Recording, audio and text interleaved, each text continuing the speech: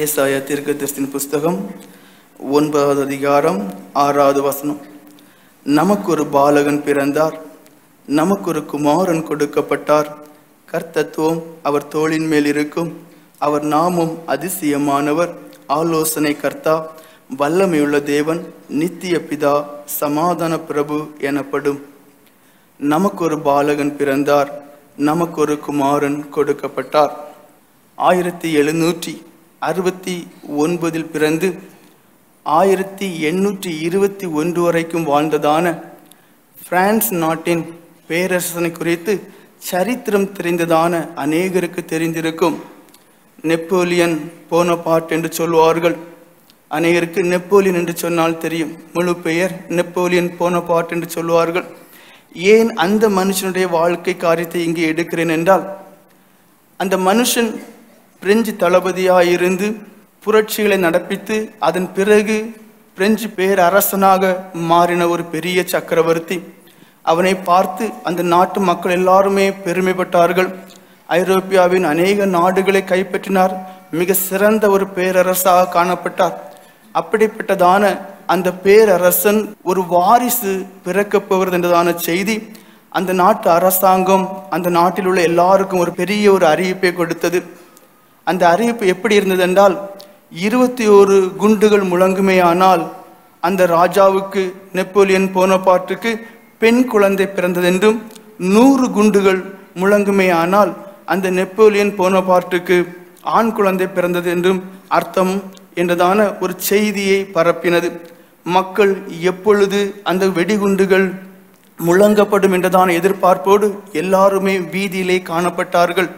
சில மணி நேரம் பொறுமையாக இருந்தார்கள். திடீரென்று ஒரு குண்டு வெடிக்க ஆரம்பித்தது. மக்கள் பொறுமையாக எண்ண ஆரம்பித்தார்கள்.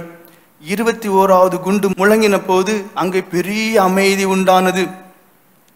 எல்லாரும், ஒருவேளை அந்த சக்கரவர்த்திக்கு பெண் குழந்தைதான் பிறந்ததோ, ஐயோ, நாங்கள் இதே நெப்போலியனை போன்று இனி ஒரு நெப்போலியன் அல்லவா எதிர்பார்க்கிறோம்.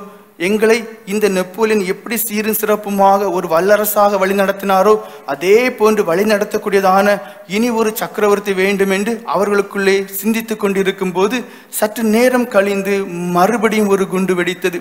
அப்படியானால் எண்ணிக்கை 22. எல்லா ஜனங்களுக்குள்ளும் பயங்கரமான ஒரு சந்தோஷம். எப்படி? எல்லா ஜனங்களுக்குள்ளும், பிரான்ஸ் நாட்டிலே உள்ள எல்லா ஜனங்களுக்கும், அப்பொழுது வாழ்ந்ததான எல்லா ஜனங்களுக்குள்ளும் ஒரு பெரிய சந்தோஷம். எங்களுக்கும் ஒரு சக்கரவர்த்தி பிறந்தார், எங்களுக்கும் ஒரு சக்கரவர்த்தி பிறந்தார், எங்கள் நாட்டை நெப்போலியனை காட்டிலும் அதிகமாக ஒரு முன்னேற்ற பாதையிலே கொண்டு போகின்றதான எதிர்பார்ப்பு அவர்களுக்கு இருந்தது. ஆனால் சரித்திரம் சொல்லுகிறது, அவர்கள் எதிர்பார்ப்புகள் எல்லாமே தகர்ந்தது என்று. நெப்போலியன் அதன் பிறகும் ஆட்சி செய்கிறார். இந்த குழந்தை பிறக்கிறது.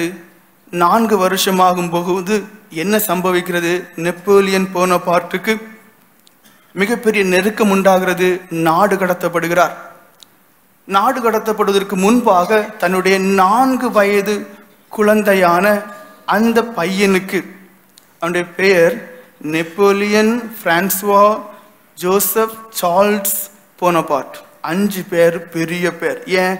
ஒருவேளை எண்ணங்கள் இருக்கும், பெரிய ஆளா வருவாருன்னு.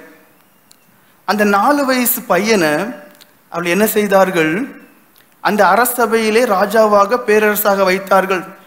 வெறும் 2 வாரங்கள் மட்டும்தான் அவன் அரசாட்சி செய்தது.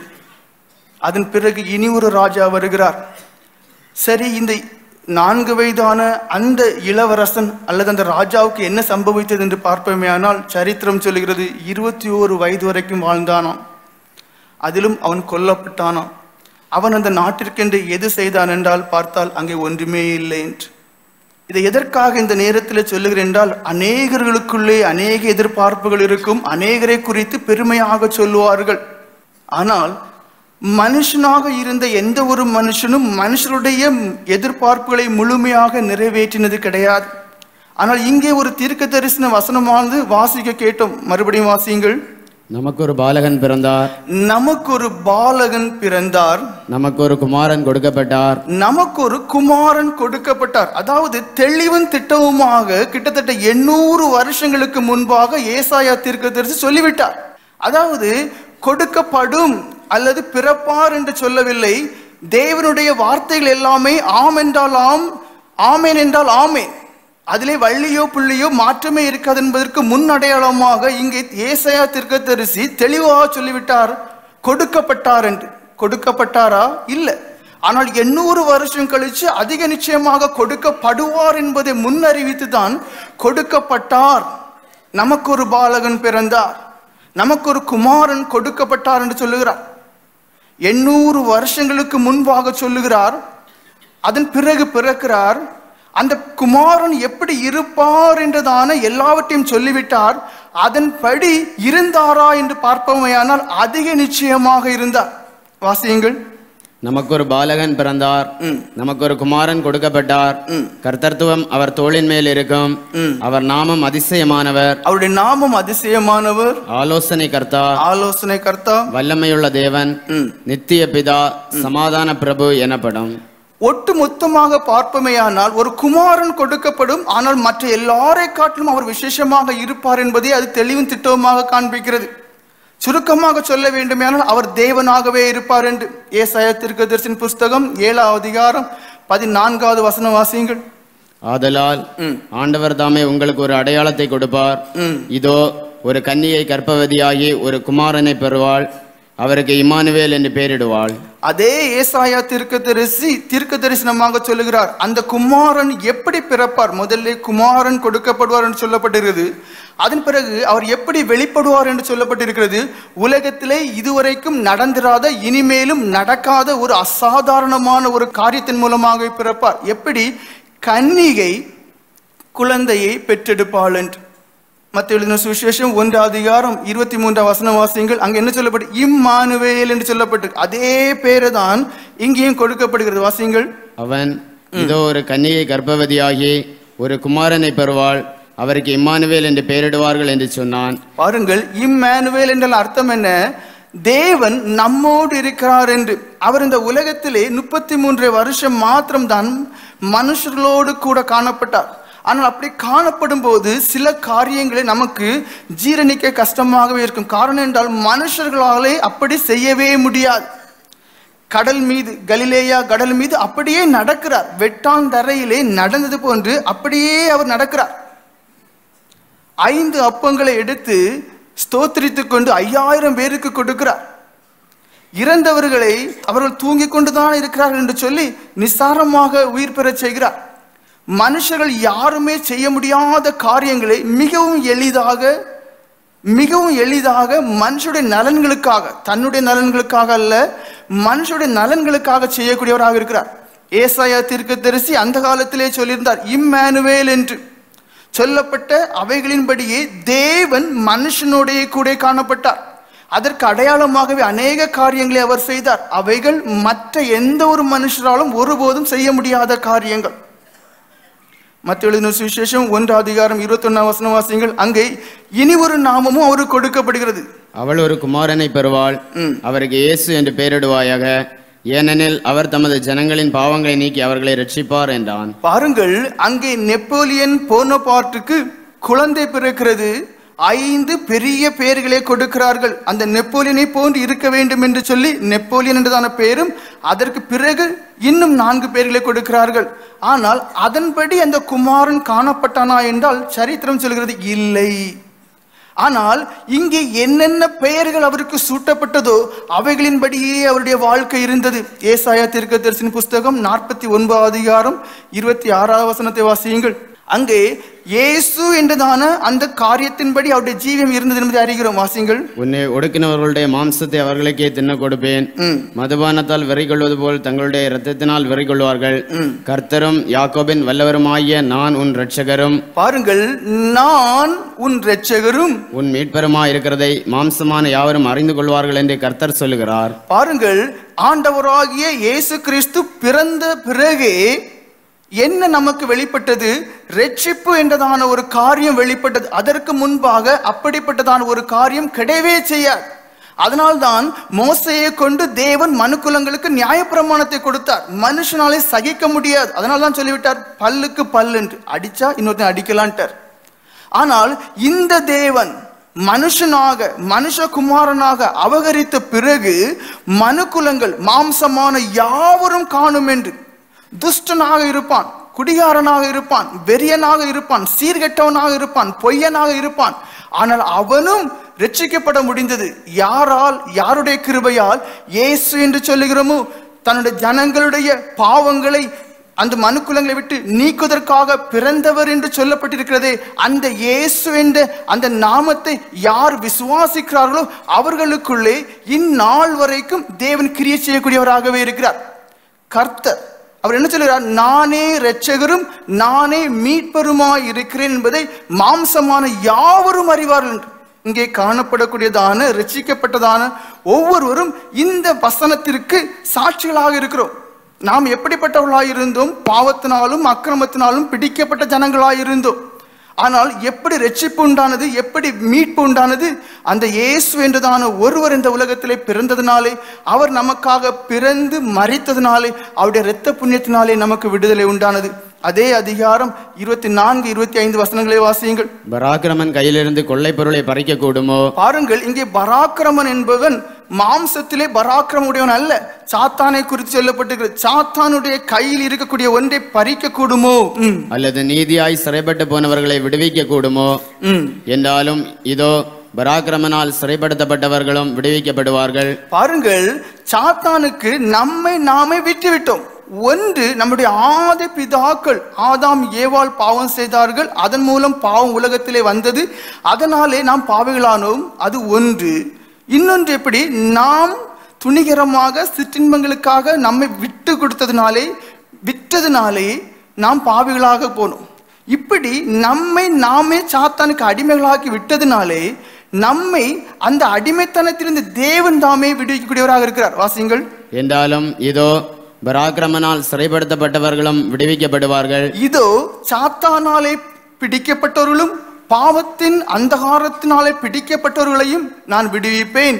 பலவந்தனால் கொள்ளையிடப்பட்டதும் விடுதலையாக்கப்படும். பாருங்கள், பலவந்தன் அதாவது பலவானால் கொள்ளையிடப்பட்டதான அந்த மனுஷர்களும் விடுவிக்கப்படும்.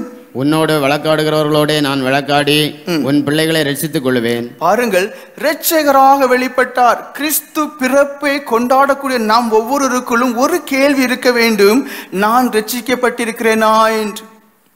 இந்த நாளிலே நமக்கு பயங்கர சந்தோஷம் இருக்கும், அலங்காரங்கள் இருக்கும், இனிப்பான ஆகாரங்கள் சாப்பிட்டிருப்போம், நல்ல விலையுயர்ந்த மினுக்கான ஆடம்பரமான வஸ்திரங்களை உடுத்திருப்போம், பயங்கர சந்தோஷம் இருக்கும். ஆனால் ஒரு காரியத்தை நம்மிடத்திலே கேட்க வேண்டும், கிறிஸ்து பிறப்பு பண்டிகையை கொண்டாடுகிறேனே, அந்த தேவன் எனக்குள்ளே பிறந்தாரா என்று. எதற்காக பிறக்க வேண்டும்? மாட்டு கொட்டகையிலே. சற்று கற்பனை பண்ணி பாருங்க. அதை நினைச்சு பார்க்கும்போது ஒரு சிலருக்கு வாந்தி வரும், ஒரு சிலர் அந்த இடத்துக்கே போக விரும்ப மாட்டாங்க, போயிடுவாங்க. அப்படிப்பட்டதான இடத்திலே சகலத்தையும் படைத்த தேவன் எதற்காக பிறக்க வேண்டும்? நம் ஒவ்வொருவரையும் ரட்சிப்பதற்காக. இந்த வாசித்த வசனங்கள் என்ன சொல்கிறது? அவர் நம்மை ரட்சிப்பதற்காக, நம்மை மீட்பதற்காக வந்தார் என்று. அவர் வந்தாகிவிட்டது, 2000 ஆண்டு கழிந்தாகிவிட்டது. நம்முடைய பிறப்பிலிருந்து இதுவரைக்கும் பார்த்தால் ஒவ்வொருவரும் சொல்லலாம், எனக்கு 20 வயது, 30 வயது, 40 வயது என்று. அப்படியானால் இந்த காலகட்டத்திலே நாம் அந்த ரட்சிப்பை, அந்த மீட்பை, அந்த விடுதலை அடைந்தோமா என்று சிந்திக்க வேண்டும். இல்லை என்றால் இந்த நாளிலே, ஆண்டவரே உம்முடைய பிறப்பை கொண்டாட வந்திருக்கிறேன், பிறப்பின் பண்டிகையின் மூலம் வருவதான ஆசீர்வாதங்கள் எனக்கு வேணும், ஆனால் அந்த நிலைமையிலே நான் இல்லை, எனக்கு வேண்டும் ஆண்டவரே என்று சொல்லி அந்த ரட்சிப்பின் அனுபவத்திற்காக ஜெபிக்க வேண்டும். காரணம் என்ன? அவர் ஏதோ திடீரென்று இந்த உலகத்திலே மனுஷனாக தோன்றவில்லை. எல்லாமே முன்குறிக்கப்பட்ட காரியம் என்று சொல்லப்பட்ட கலாத்திற்கு நிருபம் 4 அதிகாரம் 5, 6 வசனங்களை வாசியுங்கள். காலம் நிறைவேறின போது. பாருங்கள், காலம் நிறைவேறின போது. அப்படியானால் ஒரு காலத்தை தேவன் அநாதி காலத்திலே முன்குறித்து வைத்திருந்தார். அதாவது நமக்கு 1000 வருஷம் என்று சொல்வது அவருடைய காரியத்திலே பார்த்தால் ஒரு நாள் என்று சங்கீதக்காரன் சொல்லுகிறார். இங்கே அவர் ஒரு நாளை தீர்மானித்திருக்கிறார். தேவன் தம்மோடு கூட இருக்கக்கூடியதான தம்முடைய குமாரனை மனுஷனாக பாவ உலகத்திலே அனுப்ப வேண்டும் என்பது அவருடைய அநாதி தீர்மானம். அந்த முன்குறிப்பு நிறைவேறி வரும்போது, அந்த காலம் சமீபித்த போது, அந்த காலம் வந்தபோது அவர் என்ன செய்கிறார்? தன்னுடைய குமாரனை அனுப்புகிறார். வாசிங்கள். காலம் நிறைவேறின போது ஸ்திரீயின் இடத்தில் பிறந்தவரும் நியாயப்பிரமாணத்திற்கு கீழானவருமாகிய தம்முடைய குமாரனை தேவன் அனுப்பினார். மேலும் நீங்கள் புத்திரராய் இருக்கிறபடியினால் அப்பா பிதாவே என்று கூப்பிடத்தக்கதாக தேவன் தமது குமாரனுடைய ஆவியை உங்கள் இருதயங்களில் அனுப்பினார். பாருங்கள், இதில் அநேக காரியங்கள் இருக்கு, ஒவ்வொன்றாக வருவோம். முதல்ல என்ன, காலம் நிறைவேறின போது கமா போட்டிருக்கு. அந்த வசனத்துல கடைசி எப்படி சொல்லப்பட்டிருக்கு, தன்னுடைய குமாரனை அனுப்பினார் என்று சொல்லப்பட்டு. அப்ப காலம் நிறைவேறின பிறகுதான் அனுப்புகிறார். அதற்கு முன்பாக அவர் எங்கே இருந்தார்? யோவான் எழுதின சுவிசேஷம் 1:1-2 வசனங்கள். ஆதியிலே வார்த்தை இருந்தது, அந்த வார்த்தை தேவனிடத்தில் இருந்தது. பாருங்கள், ஆதியிலே, அதாவது தொடக்கம் என்றதான ஒன்று இருக்கும் போதே, தொடக்கத்திலேயே. வார்த்தை என்று சொல்லும் போது அது தேவனை குறிக்கிறது, அது இயேசு கிறிஸ்துவை சொல்லப்பட்டிருக்கிறது. அவர் எப்படி இருந்தாராம்? ஆதியிலே இருந்தாராம். அதாவது 2000 வருஷத்திற்கு முன்பாக, பிறப்பதற்கு முன்பாக அவர் இல்லை என்று நமக்குள் எந்த விதமான சந்தேகமும் எண்ணங்களும் உதிக்க கூடாது. அவர் அதற்கு முன்பாகவும் தேவனாக இருந்தார், ஆதியிலே இருந்தார். ஆதியிலே வார்த்தை இருந்தது, அந்த வார்த்தை தேவனிடத்தில் இருந்தது, அந்த வார்த்தை தேவனோடு இருந்தது. அவர்கள் இருவருமே ஒன்றாகத்தான் இருந்தார்கள். அந்த வார்த்தை தேவனாக இருந்தது, அவர் தேவனாகத்தான் இருந்தார். அதாவது மரித்து உயிர்த்தெழுந்த பிறகுதான் அவருக்கு தேவன் என்றுதான் அந்தஸ்து கொடுக்கப்பட்டது என்றதான எண்ணம் வந்துவிடக்கூடாது. அவர் ஆதியிலே இருந்தார், ஆதியிலே இருக்கும் போதும் அவர் தேவனாகவே இருந்தார். அவர் ஆதியிலே தேவனோடு இருந்தார். பாருங்கள், எல்லாருமே மூவரும் தேவன் என்று சொல்லப்பட்டது, மூவருமே ஒன்றாக இருந்தார்கள். அப்படியானால் நாம் எப்படி அந்த தேவனை எவ்வளவு கனமாக நினைக்க வேண்டும்? நமக்கு என்ன அது பெருசாகவே தோணல. நமக்கு ஒரு கவர்மெண்ட் ஹாஸ்பிட்டலில் பிறந்த பிற்காலத்தில் என்ன செய்யறோம், எங்க அம்மைக்கு ஒரு வழி இல்லாம கவர்மெண்ட் ஹாஸ்பிட்டலே என்ன பெற்று போடணும்னு சொல்லுவாங்க. ஆனா அந்த சர்வ வல்லமையுள்ள தேவன் என்ன செய்திருக்கிறார்? மாட்டுக்கொட்டைகள். இது எல்லாமே எதர்ச்சியான காரியங்கள் அல்ல, காலம் நிறைவேறின போது. ஏன் இப்படிப்பட்டதான ஈனக்கோலம்? மனுஷன் பெருமை பிடிச்சவன். மண்ணான மனுஷன் இன்னும் 5 வருஷம் 10 வருஷம் இருப்பான், அதுக்கு பிறகு 4 பேர் சேர்ந்து குளிப்பாட்டி குளிக்குள்ள வைக்கணும், அந்த எண்ணமே கிடையாது. இருக்கிற நாள் வரைக்கும் பெருமை, நான் என்றுதான் எண்ண உடையவர். அதை எல்லாவற்றையும் நம்ம விட்டு அப்படியே அகற்றுவதற்காகத்தான் ஆண்டவர் ஈனக்கோலம் எடுத்தார். இவர் எப்படிப்பட்டவராக இருந்தார்? தேவனாகவே இருந்தார். இவர் எங்கே இருந்தார்? தேவனோடு இருந்தார். அவர் ஆதியிலே இருந்தார்னு சொல்லப்பட்டு, அவருக்கு என்று மகிமை இருந்து என்றும் சொல்லப்பட்டிருக்கிறது. யோவான் எழுதின சுவிசேஷம் 17:5 வசனம் வாசிங்கள். இங்கே அவருடைய ஜெபத்தின் மூலம் நாம் அறியலாம். வாசிங்கள். பிதாவே, உலகம் உண்டாகிறதுக்கு முன்னே உம்மிடத்தில் எனக்கு உண்டாயிருந்த மகிமையினாலே. பாருங்கள், பிதாவே, உலகம் உண்டாகிறதுக்கு முன்னமே அவர் தேவனோடு இருந்தார். அவர் எப்படிப்பட்டவராக இருந்தாரோ மகிமை உடையவராகவே இருந்தார். கொஞ்சம் யோசித்து பாருங்க, நான் இந்த ஸ்தானத்துல இருக்கேன், நாளைக்கு இல்லை வெளியே போடான்னு சொன்னா நான் எவ்வளவு வருத்தப்படுவேன்? யோசித்து பாருங்க. ஆனா ஆண்டவரை பாருங்க, அவர் தேவனா இருந்தார், அவர் ஆதியிலே இருந்தார், பல பல பல தலைமுறைகளை கண்ட தேவன். ஆனா அப்படிப்பட்டதான தேவன் ஒரு மனுஷனுக்கு முன்னாடி நிற்கிறார். அந்த மனுஷன் அவரை காரி துப்பும் போது அவருக்கு மைண்ட்ல என்னெல்லாம் எண்ணம் வந்திருக்கும் யோசித்து பாருங்க. அவருக்கு தாடி ரோமத்தை பிடிச்சி இழுத்து அந்த ரத்தம் சொட்டும் போது அவருக்கு என்னெல்லாம் எண்ணம் வந்திருக்கும்? உன்னுடைய பிறப்பே என் கையில இருக்கு, உன்னை உருவாக்குனதே நான் தான், ஆனா வெளியில காண்பிச்சாரா பாருங்க. அதெல்லாம் கொஞ்சம் யோசித்து பாருங்க. நம்ம நாடி நரம்பெல்லாம் அத்து போகும், நம்ம நாடி நரம்பெல்லாம் நான்கிற திமுறெல்லாம் அத்து போயிடும், ஒன்னும் இல்லையான்னு தோணும். அது கற்பனை பண்ணி பாருங்க.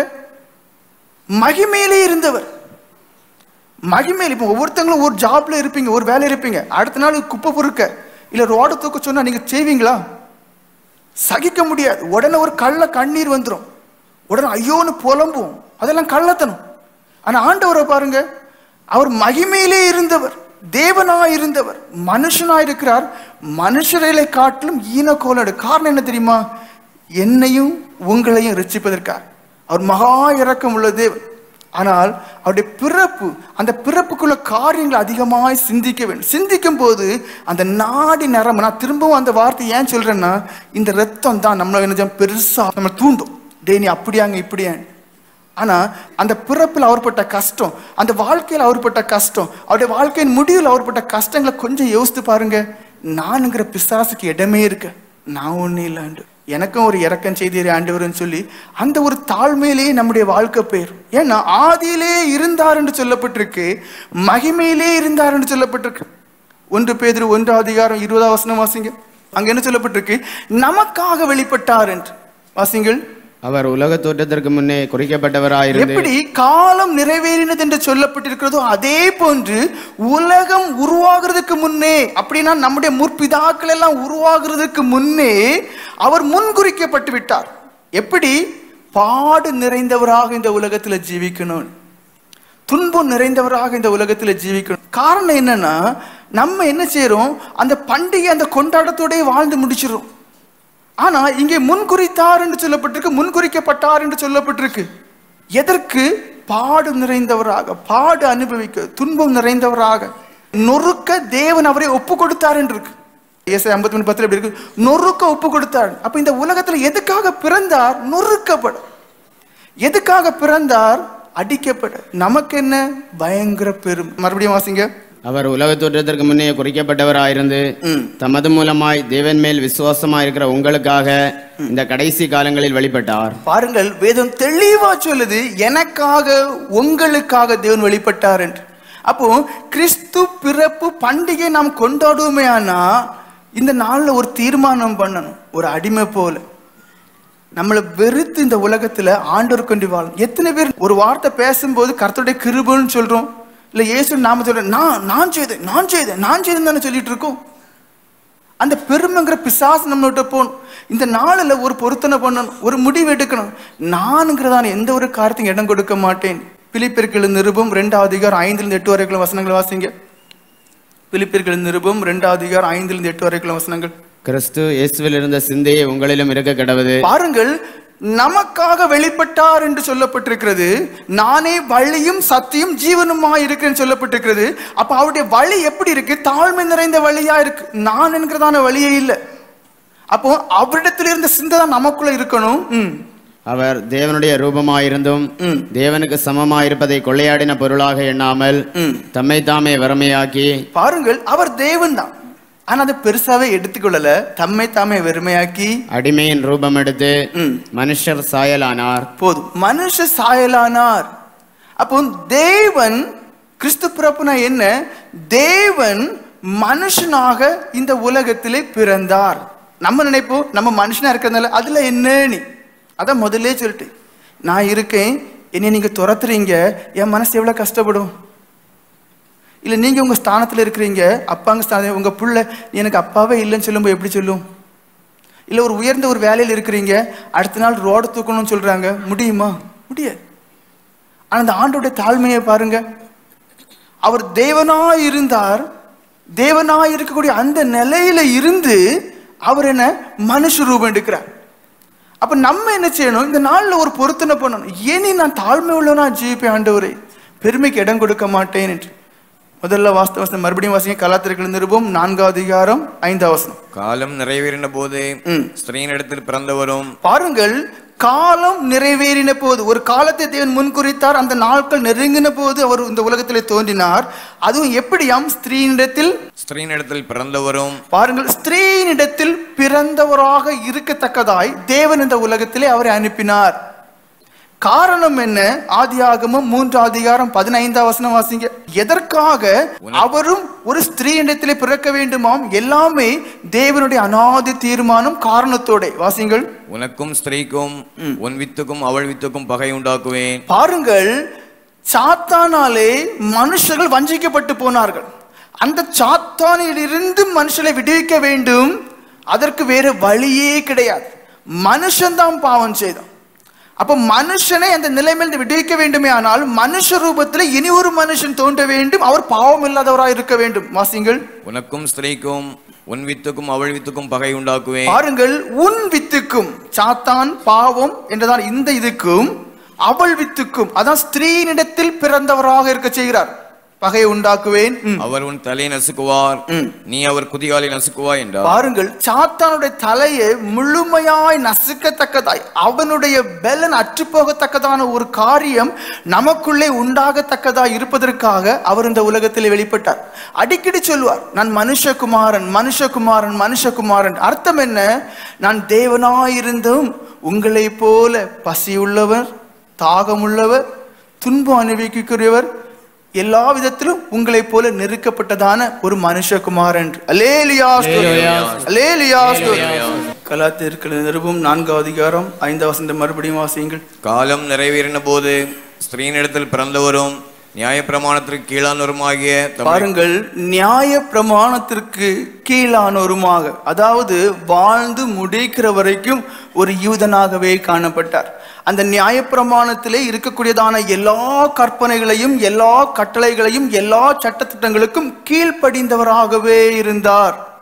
மத்தேயு எழுதின சுவிசேஷம் 5 அதிகாரம் 17 வசனம் வாசியுங்கள். நியாய பிரமாணத்தை ஆனாலும் தீர்க்க தரிசனங்களை ஆனாலும் அழிக்கிறதற்கு வந்தேன் என்று எண்ணிக்கொள்ளாதீங்கள். அப்படின்னு அர்த்தம் என்ன? அவருடைய காலத்திலே காணப்பட்டதான ஓல்டு டெஸ்டமென்ட், பழைய ஏற்பாடு முழுவதையும் அவர் கீழ்ப்படிந்தவராகவே இருந்தார் என்று அவருடைய வாயினாலே சொல்லுகிறார். டோரா என்று சொல்வார்கள் 5 புஸ்தகங்கள். அது போக என்ன, ராஜாக்களுடைய காரியங்கள், சங்கீதம், யோபு போன்றதான புஸ்தகங்கள், நீதிமொழிகள், பிரசங்கி போன்றதான காரியங்கள். அது போக எது மாத்திரம்தான் இருந்தது? தீர்க்கதரிசியுடைய ஆகமம். அதனால்தான் அவர் நியாயப்பிரமாணத்தின் தீர்க்கதரிசனம் எடுத்துவிட்டு என்ன சொல்லுகிறார்? இவை எல்லாவற்றையும் நான் நிறைவேற்றவே வந்தேன், எந்த விதத்திலும் எதையுமே அழிக்க வரவில்லை என்று வாசியுங்கள். நியாயப்பிரமாணத்தை ஆனாலும் தீர்க்க தரிசனங்களை ஆனாலும் அழிக்கிறதற்கு வந்தேன் என்று எண்ணிக்கொள்ளாதீங்கள். அழிக்கிறதற்கு அல்ல, நிறைவேற்றுகிறதற்கே வந்தேன். பாருங்கள், அழிக்கிறதற்கு அல்ல, நிறைவேற்றுவதற்காகவே வந்தேன் என்று சொல்லுகிறார். இவை எதற்காக நமக்கு சொல்லப்பட்டிருக்கிறது? காலம் நிறைவேறின போது என்று சொல்லப்பட்டிருக்கிறது. ஸ்திரீனிடத்திலே பிறந்தவர் என்று சொல்லப்பட்டிருக்கிறது. அடுத்து என்ன சொல்லப்பட்டிருக்கு? நியாய பிரமாணங்கள், தீர்க்க தரிசனம் இவை எல்லாவற்றையும் நிறைவேற்றவே வந்தேன் என்று சொல்லப்பட்டிருக்கிறது. எதற்காக? இந்த நாளிலே சுவிசேஷத்தை கேட்கக்கூடியதாகிய நமக்கு அவர் ஒரு முன்மாதிரியை வைத்து போகிறார். நானும் மனுஷகுமாரனாக வெளிப்பட்டேன், மாம்ச சரீரத்தோட வெளிப்பட்டேன், உங்களை போன்றேதான் நானும் காணப்பட்டேன், உங்களுக்கும் எனக்கும் எந்த வித்தியாசமுமே இல்லை. அப்படி காணப்பட்டதாகிய நான் என்னுடைய காலத்திலே எனக்கு கொடுக்கப்பட்டதான எல்லா சட்டத்திட்டங்களையும் கை கொண்டேன். நீங்களும் என்ன செய்யணும்? கிறிஸ்து பிறப்பை கொண்டாடக்கூடிய நீங்களும் உங்களுடைய காலத்திலே உங்களுக்கு என்று கொடுக்கப்பட்டிருக்கிறதே சட்டத்திட்டங்கள், புதிய ஏற்பாட்டிலே காணப்படக்கூடியதான எல்லா சட்டத்திட்டங்களையும் பார்த்துவிட்டு, ஆண்டவரே உமக்கு கண்ணு இல்லையா? இவ்வளோ தந்திருக்கிறீரே, ஒவ்வொன்றும் கஷ்டமாவல்லவா இருக்கு என்று சொல்லக்கூடாது. இதெல்லாம் உங்களால கை கொள்ள முடியும், கை கொள்ள வேண்டும். எதற்காக வந்தார்? நமக்கு மாதிரியை காண்பிக்க. இங்கே ஒரு மாதிரியை காண்பிக்கிறார். என்ன மாதிரி அது? சட்டத்திட்டங்கள், நியாய பிரமாணங்கள், தீர்க்க தரிசன ஆகமங்கள், கற்பனைகள், பிரமாணங்கள், இவை எல்லாவற்றையும் நான் கை கொள்ளவே வந்தேன், நீங்களும் என்ன செய்யணும்? கை கொள்ள வேண்டும் என்று. கலாத்தியர்கள் நிருபம் 4 அதிகாரம் 6 வசனம் வாசியுங்கள். மேலும் நீங்கள் புத்திரராய் இருக்கிறபடியினால் அப்பா பிதாவை என்று கூப்பிடத்தக்கதாக தேவன் தமது குமாரனுடைய ஆவியை உங்கள் இருதயங்களில் அனுப்பினார். கடைசியாக என்ன நோக்கத்தோடு இந்த உலகத்திலே தேவன் பிறந்தார்? ஒரே ஒரு நோக்கம்தான். நம்மளை எல்லாரையும் படைத்துட்டார். எத்தனை பேர் நைட்டு படுக்கும்போது மாடு மாதிரி படுப்போம்? பகல் முழுவதும் ஆண்டவர் பாதுகாத்திருப்பார். கொஞ்சம் வரைக்கும் சிந்தனை இருக்காது. ஒரு ஸ்தோத்திரம் வரைக்கும் சொல்ல மாட்டோம், இல்லை ஒரு நன்றி வரைக்கும் சொல்ல மாட்டோம். அப்படியே மாடு மாதிரி படுத்துருவோம். மேல நம்மளை உருவாக்குன தேவன் பார்த்துட்டே இருக்கிறாரு. நான் பகல் முழுவதும் பாதுகாத்தேன். இவன் பைக்கில் போனா சின்ன ஒரு ஆக்சிடென்ட் வர மாதிரி நான் தான் பாதுகாத்தேன், இல்லை கொஞ்சம் பிந்தி போக வச்சேன், அவன் பிள்ளைக்கு நான் தான் பண்ணினேன், எல்லாம் பண்ணினேன். அவன் படுக்கும்போது என்ன நினைக்கலையே? எதற்காக ஆண்டவர் இந்த உலகத்திலே மனுஷனாக தோன்றினார்? அவருக்கு தெரியும் நாம் பாவிகள் தான், சாத்தானுக்குட்பட்டவர்களாக, பாவ அந்தகாரத்துக்கு உட்பட்டவர்களாக இருக்கிறோம் என்று. ஆனாலும் நாம் யாருடையவர்களாம்? அவருடையவர்கள். நாம் அவருடைய பிள்ளைகள். அப்ப மறுபடியும் அந்த உரிமையை நமக்கு தருவதற்காக, நாம் தேவனுடைய மகன் மகள் என்று உரிமையோடு அனுபவத்தோடு சொல்ல வேண்டும் என்பதற்காக, நம்முடைய வாய் திறந்து அப்பா பிதாவே என்று தேவனை சொல்லுவதற்காக. எதற்காக வந்தார்? பாவத்திலே காணப்படுகிறதான மனுஷன் பாவத்திற்கு அடிமையா இருக்கிறான் என்று சொல்லப்பட்டிருக்கிறது. பாவத்திற்கு அடிமையா இருக்கிற மனுஷன் சாத்தானை உடையவன் என்று வேதம் சொல்லுகிறது. அப்படி பாவத்துக்கு அடிமையாக சாத்தானை உடையவர்களாக இருக்கக்கூடிய நம்மை விடுவித்து தேவனுடைய மகன் தேவனுடைய மகள் என்றுதான் ஒரு நிலைமைக்கு நம்மளை கொண்டு வந்து விட்டு, நம்மளை அப்பா பிதாவே என்று நாம் அவரை சொல்வதற்காக நமக்காக இந்த உலகத்திலே வந்தார். எசேக்கியேல் தீர்க்கதரிசன புஸ்தகம் 18ஆம் அதிகாரம் 20ஆம் வசனம் வாசியுங்கள். அங்க என்ன சொல்லப்பட்டிருக்கிறது? பாவம் செய்கிற ஆத்துமா சாகும் என்று. பாவம் செய்கிற ஆத்துமாவே சாகும். பாருங்கள், பாவம் அது எந்த மனுஷனானாலும் சரி, எந்த மனுஷனானாலும் சரி, உங்களுக்கு முன்பாக பிரசங்கிக்கக்கூடிய நானானாலும் சரி, நான் பாவம் செய்வதனை ஆனால் கூட என் ஆத்மா சாகும். இங்கே ஆண்டவர் எதற்காக வந்திருக்கிறார்? எல்லாருமே செத்த நிலைமையில இருக்கும். எல்லாருமே செத்த நிலைமையில இருக்கிறதுனால நம் எல்லாரையும் விடுவிப்பதற்காக, பாவ அந்தகாரத்திலிருந்து விடுவிப்பதற்காக. எபேசியர் நிருபம் 2ஆம் அதிகாரம் 1ஆம் வசனம் வாசிங்க. அக்கிரமங்களினாலும் பாவங்களினாலும் மரித்தவர்களாய் இருந்த உங்களை உயிர்ப்பித்தார். எப்படி மனுஷர்களாகிய ஒவ்வொருவரும் பாவத்தினாலே பிடிக்கப்பட்டவன், அக்கிரமத்தினாலே பிடிக்கப்பட்டவன், மீறலுக்கு உட்பட்டவன். அப்படிப்பட்டவர்களாக நம்மை அந்த பெலன், பாவம் செய்யக்கூடியதான பெலன், மீறக்கூடியதான பெலன் நமக்குள்ள நெருக்கம். அதை செய், இதை செய்யும் சொல்லி பாவ கிரியைகளை செய்யக்கூடியதான அந்த பெலனை நம்மை விட்டு அகற்றி விட்டு பரிசுத்தமாய் செய்யக்கூடியதான ஒரு பெலனை தரக்கூடியவராக இருக்கிறார். அதற்காகவே வெளிப்பட்டார். கலாத்தியர் 3:13 வாசிங்க. அங்க என்ன சொல்லப்பட்டிருக்கு? பாவத்தினாலே பிடிக்கப்பட்ட மனுஷன் சாபத்தை உடையவன், அந்த சாபத்தை நம்மை விட்டு போக்குவதற்காகவே தேவன் பிறந்தார் என்று வாசிங்கள். மரத்திலே தூக்கப்பட்ட எவனும் சபிக்கப்பட்டவன் என்று எழுதியிருக்கிறபடி கிறிஸ்து நமக்காக சாபமாகி நியாயப்பிரமாணத்தின் சாபத்திற்கு நம்மை நீங்களாக்கி மீட்டுக் கொண்டார். பாருங்கள், நியாயப்பிரமாணத்தின் சாபம் மாத்திரமல்ல, சகல சாபத்திலிருந்து விடுதலை. கிறிஸ்து பிறப்பு பண்டிகை கொண்டாடுகிறோமே, எத்தனை பேர் இருதயபூர்வமாய் சந்தோஷமா இருக்கிறீங்க? எத்தனை வீடுகளிலே சாபம் இல்லாமல் இருக்கிறது? காரணம் என்ன? கடமைக்காக ஆராதிக்கிறோம், கடமைக்காக கொண்டாடுகிறோம், கடமைக்காக கிறிஸ்து பிறப்பு ஆராதனையிலே வருகிறோம். வேதம் சொல்லுகிறது, ஆண்டவராக இயேசு கிறிஸ்து இந்த உலகத்திலே பிறந்ததே பாவத்தை போக்குவதற்காக, சாபத்தை போக்குவதற்காக, நம் ஒவ்வொருவரையும் தேவனுடைய மகன் மகள் என்றதான அந்த அந்தஸ்திலே கொண்டு நிறுத்துவதற்காக வந்தார் என்று. அப்படியானால் ஏன் இன்னும் நமக்குள்ளே பாவம்? ஏன் இன்னும் நம்மை, நம்முடைய குடும்பத்தை சுற்றிலும் சாபம்? நாம் தான் காரணம். ஆண்டவர் இந்த உலகத்தில் எதற்காக வந்தார்? நாம் இந்த உலகத்திலே சமாதானமாக ஜீவிப்பதற்காக. அதனால வேதம் சொல்லுகிறது, நம்முடைய துக்கங்களை சுமப்பதற்காக வந்தார் என்று. ஏசாயா தீர்க்கதரிசன புஸ்தகம் 53ஆம் அதிகாரம் 4-6 வரையுள்ள வசனங்களை வாசியுங்கள். மெய்யாகவே அவர் நம்முடைய பாடுகளை ஏற்றுக்கொண்டு. வேதம் சொல்லுகிறது, ஒரு மனுஷன் கிறிஸ்துக்குள்ளாய் இருப்பானே ஆனால் அவனுக்கு உலக பிரகாரமான பாவங்கள் நிமித்தமான எந்த விதமான பாடுகளும் துன்பமும் அவனுக்கு இருக்காது. ஆண்டவர் சொல்லிட்டார். எப்படி? அப்படிப்பட்டதான பாவபாரம், பாவத்தினால் வரக்கூடியதான தண்டனை, சாபத்தினால் வரக்கூடியதான தண்டனை, அவைகள் ஒரு மனுஷனுக்கு இருக்காது. வாசியுங்கள். மெய்யாகவே அவர் நம்முடைய பாடுகளை ஏற்றுக்கொண்டு. மெய்யாகவே பாவத்தினால் வரக்கூடியதான தண்டனையாகி அந்த பாடுகளை அவர் சுமந்து கொண்டார். நம்முடைய துக்கங்களை சுமந்தார். நம்முடைய, அதாவது பாவத்தினாலே வரக்கூடிய, தண்டனையினால் வரக்கூடியதான, சாபத்தினாலே வரக்கூடியதான அந்த துக்கங்களை அவர் சுமந்தார். இப்ப பாத்தீங்கன்னா எத்தனை பேருக்கு முகம் வெளிச்சமா இருக்கு? இருள் புடிஞ்சிருக்கும். காரணம் என்ன? இருதயத்துல பாவம் இருக்கு. கிறிஸ்து பிறப்பை கொண்டாடலாம், ஆனா ஒண்ணு இருக்காது, ஒரு அனுபவம் இருக்காது. ஆண்டவர் எதற்காக நான் பிறந்தேன் என்று சொல்லுகிறார்? பாவத்தினாலும் சாபத்தினாலும் மனுஷனுக்கு ஒரு துக்கம் இருக்கிறது இந்த உலகத்திலே. பாவத்தினாலும் சாபத்தினாலும் மனுஷனுக்கு இந்த உலகத்திலே ஒரு பாடு இருக்கிறது. அந்த பாடுகள் எல்லாவற்றையும் நான் போட்டுக்கொண்டேன், நான் உங்களை விடுவிப்பதற்காக வந்தேன் என்று சொல்லுகிறார். ஆனால் அந்த வார்த்தை உங்களுடைய வாழ்க்கையில நிறைவேறி இருக்கிறதா? இருக்காது. வாசியுங்கள். நாமோ அவர் தேவனால் அடிபட்டு வாதிக்கப்பட்டு சிறுமைப்பட்டவர் என்று எண்ணினோம். நம்முடைய மீறுதல்கள் நிமித்தம் அவர் காயப்பட்டு. வேதம் சொல்லுகிறது, நம்முடைய மீறுதல்கள் நிமித்தம் அவர் காயப்பட்டு என்று. அவர் காயப்பட்டாகிவிட்டது. ஆனால் நம்முடைய ஜீவியத்திலே மீறுதல் இருக்கிறதா என்று பார்த்தால் இப்பொழுதும் இருக்கிறது. எது செய்யக்கூடாது என்று சொல்லுவோம் அதான் செய்வோம். எது உங்களுக்கே தெரியும் செய்யக்கூடாது அதான் செய்வோம். அப்படியானால் வேத வசனத்தின்படியான ஆசீர்வாதம் நமக்குள் இருக்கிறதா? இல்ல. நம்முடைய அக்கிரமங்களின் நிமித்தம் அவர் நொறுக்கப்பட்டார், நமக்கு சமாதானத்தை உண்டு பண்ணும் ஆக்கினை அவர் மேல் வந்தது. வேதம் தெளிவாய் சொல்லுது, நமக்கு சமாதானத்தை உண்டாக்குவதற்காக அவர் வந்தார், அவர் பலியானார். அவருக்கு ஆக்கினை இருந்தது. எதற்காகவாம்? எனக்கும் உங்களுக்கும் சமாதானமே இல்லை. மனுஷனுக்கு சமாதானமே இருக்காது.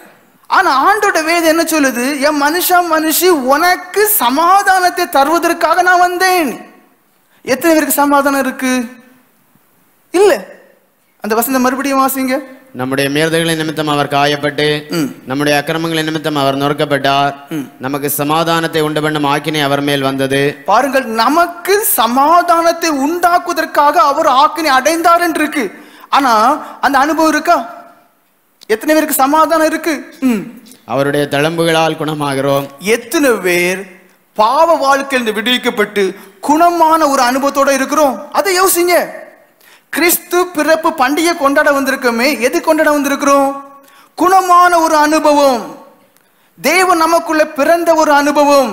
வேதம் சொல்லுகிறது, ஓன் துக்கத்தை நான் சுமந்தேன், ஓன் பாடுகளை நான் சுமந்தேன், உனக்கு சமாதானம் இல்லை, உனக்கு சமாதானம் தரதற்காக நான் வந்தேன் என்று. அவர் வந்தாகிவிட்டது, பாடு அனுபவித்தாகிவிட்டது, துக்கம் அடைந்தாகிவிட்டது, தன்னுடைய ஜீவனையே பலியாக கொடுத்தாகிவிட்டது. அப்படியானால் அனுபவமானது உங்களுக்கும் எனக்கும் என்று தொங்கிக் கொண்டே இருக்கு. என்ன செய்யிட்டு இருக்கு? அவைகள் தொங்கிக் கொண்டே இருக்கு. பலவந்தம் பண்ணுகிறவர்கள் அதை பிடித்துக் கொள்வார்கள் சொல்லப்பட்டிருக்கு வேதம். எத்தனை பேர் ஜெபத்துல எனக்கு அந்த அனுபவம் வேணும்னு சொல்லி கேட்கிறோம்? இல்லையே. அதனால என்ன, அந்த அனுபவத்தை அநேகர் சொந்தமாக்கி கொள்ளல. 1 யோவான் 3:1 வாசிங்க. நாம் தேவனுடைய பிள்ளைகள் என்று அழைக்கப்படுவதனாலே பிதாவானவர் நமக்கு பாராட்டின அன்பு எவ்வளவு பெரியது என்று பாருங்கள். பாருங்கள், ஒரு காரியம் என்ன சொல்லப்பட்டிருக்கு? இந்த அனுபவங்கள் எல்லாவற்றையும் உடையவனுக்கு எந்த அனுபவம் கிடைக்கும் தெரியுமா? தேவனுடைய மகன், தேவனுடைய பிள்ளை என்றதான ஒரு அனுபவம். இந்த அனுபவத்தை அநேகர் அந்த நாட்களிலே அனுபவித்திருக்கிறார்கள். அதான் சொல்லப்பட்டிருக்கு. இது எவ்வளவு பெரிய பாக்கியம், இது எவ்வளவு விசேஷமானது. எத்தனை பேர் சொந்தமாக்கி இருக்கோம்? எத்தனை பேர் அனுபவிக்கும்? உங்களை நீங்களே பாருங்கள்.